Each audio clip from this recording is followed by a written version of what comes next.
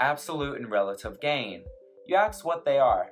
Well, the very specific definition states that absolute gain is what international actors look at in determining their interest, weighing out the total effects of a decision on the state or organization, and acting accordingly.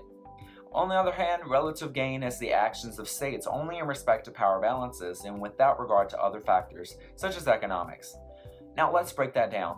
In international relations theories, absolute and relative gains can be used to determine how an individual or a state behaves compared to others.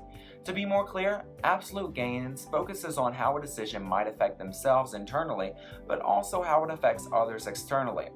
While relative gains focuses on the individual and their specific goals and how they try to achieve more than others to have an advantage. Now, in order to understand these gains, you have to know where they come from. When it comes to relative gains, realism is the main driving user of it. Realism is looking at what the state of nature is and how warfare unfolded.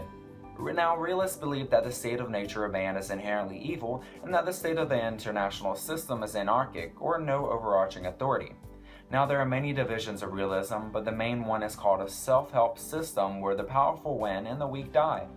Now that you know what realism is, you can relate it back to relative gain. Now, with the realist view of the world being inherently evil, the selfish concept of relative gains fits perfectly as it mainly focuses on pushing others aside and allowing focus on bettering oneself more than its competition. Now think of it this way. Relative gains can be seen in the job market. Now say you and another person are applying for the same job position. You see that this other person wants to get the same opportunity as you, but you want the job so badly, so you do everything in your power to get the job. You try to make yourself better than your competition so that you can come out on top and get the job while the other doesn't. Ultimately, the job is yours, but that leaves the other person at the disadvantage to you. Now, these realists use relative gains as a justification to gain power without caring for others, or people or states being affected. Now let's go to absolute gains. Now with absolute gains, liberalism can be issued as the overall user of this concept. Now, liberalism is associated with peace, personal freedom, equality, prosperity, hard work, and most importantly, cooperation. Now, they can be seen as the exact opposite of realists, as they believe that man is inherently good and that in fact society corrupts man, not man himself. Now, liberals focus on building institutions, which are basically cooperations between certain people or states, in order to have their own goals and overcome corruption. Now, liberals find themselves focusing on improving everyone as a whole rather than gaining an advantage, which is specifically what absolute gains is all about. You see, absolute gains can be seen as a group project. Now, everybody hates them, but it's ultimately a group project, so everybody has to get a good grade on it. Now, the group project is the individual states in the world. Now, if you have some members who are only looking out for themselves to get a good grade and don't contribute, and you also have some members who don't put forth any effort and they leave it up to the others to do everything. Now, you also have those individuals who come together, and because ultimately they realize they have to get their work done, they do it together and they try to get the best grade possible.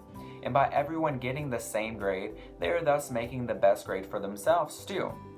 Now, same with the world players. Individuals and states will work together in order to advance everyone and improve the world economy and other things. Now, absolute gain is the backbone of interdependence, trading, peace groups, and other institutions that are trying to reverse this corruption seen in man. Now, you want to know my opinion?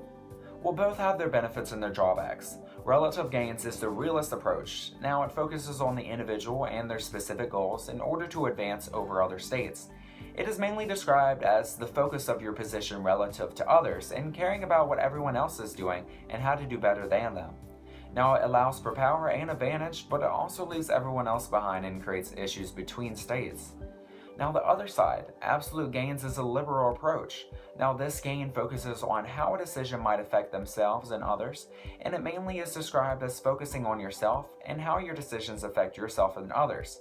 Now, this approach allows for interdependence, expanding economies, inclusiveness between states, but the bad thing is that there's no room for any advancements as you are limited to the growth alongside others that leaves states vulnerable. Now, in the end, both are essential to the structure of the international relations, and they rely on each other to balance out. Now, each present their own benefits and drawbacks, but ultimately they are both used in great amounts in the modern world and help to explain why states act like they do.